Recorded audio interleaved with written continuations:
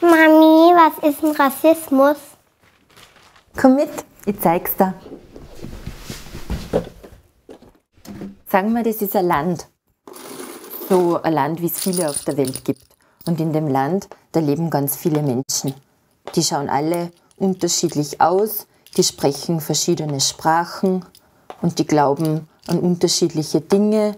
Und Rassisten, die wollen, dass in ihrem Land nur Menschen leben, die alle so denken und so aussehen wie sie selbst.